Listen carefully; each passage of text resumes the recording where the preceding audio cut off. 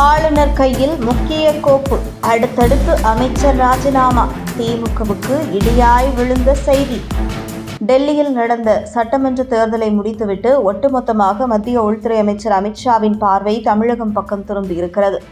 வரும் 2026 சட்டசபை தேர்தலில் திமுகவை வீழ்த்தி வீட்டுக்கு அனுப்ப வேண்டும் என்பதில் தீவிரமாக இருக்கும் அமித்ஷா அதற்கான தேர்தல் வியூகங்களை வகுத்து வருகிறார்.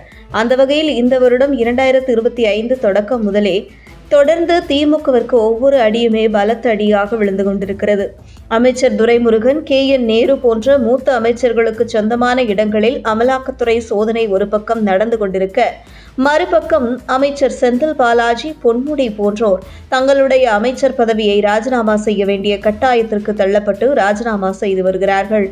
அதே நேரத்தில் இதற்கு முன்பு ஊழல் குற்றச்சாட்டில் சிக்கி விடுவிக்கப்பட்ட அமைச்சர்கள் பெரியசாமி, MRK பன்னீர்செல்வம், துரைமுருகன் போன்ற அமைச்சர்கள் விடுவித்ததை ரத்து செய்து மீண்டும் இந்த வழக்கை விரைந்து விசாரிக்க வேண்டும் என்ற நீதிமன்ற தீர்ப்பும் திமுகவை ஆட்டம் காண வைத்துள்ளது.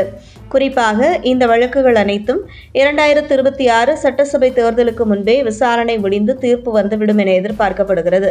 இந்த நிலையில் திமுகவின் தலைமையின் சொத்து மொத்தம் சுமார் 3 லட்சம் கோடி ரூபாய் இருக்கும் என உளவுத்துறை மூலம் மத்திய உள்துறை அமைச்சர் அமித்ஷா கவனத்திற்கு சென்றுள்ளதாகவும் கூறப்படுகிறது.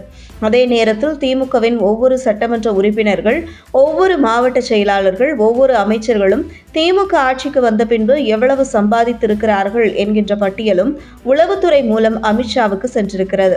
அதே நேரத்தில் தமிழக பாஜக கைவசமும் இந்த டேட்டா உள்ளதாகவும், விரைவில் இந்த மொத்த டேட்டாவையும் தமிழக பாஜக சார்பில் ஆளுநரிடம் பெட்டிஷனாக கொடுக்க இருப்பதாகவும் தகவல் வெளியாகியுள்ள நிலையில், விரைவில் இதுகுறித்து ஆளுநரும் அவருடைய அதிகாரத்திற்குட்பட்டு நடவடிக்கையில் எடுக்கலாம் என்றும், இது தொடர்பான நடவடிக்கைகளை துரிதப்படுத்தும் நிலையில் சம்பந்தப்பட்ட திமுக அமைச்சர்களுக்கு கொடுக்கப்படும் நெருக்கடியில் எப்படி செந்தில் பாலாஜி, பொன்முடி ஆகியோர் அமைச்சர் பதவியை ராஜினாமா செய்தார்களோ அதேபோன்று மற்ற அமைச்சர்களும் அவர்களாகவே ராஜினாமா செய்வதற்கான வாய்ப்புகள் அதிகம் என்று எதிர்பார்க்கப்படுகிறது.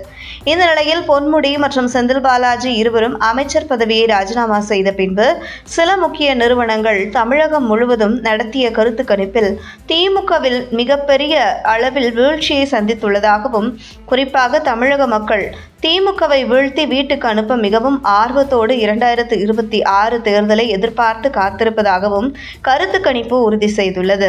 அந்த வகையில் தற்போதைய நிலவரப்படி திமுகவின் வாக்கு சதவீதம் வெறும் 20% குறைந்து மிகப்பெரிய வீழ்ச்சியை சந்தித்துள்ளது என சமீபத்தில் தனியார் நிறுவனங்கள் நடத்திய கருத்து கணிப்பு மத்திய உள்துறை அமைச்சர் அமித்ஷாவின் கைக்கு சென்றுள்ளதாக தகவல் வெளியாகியுள்ளது.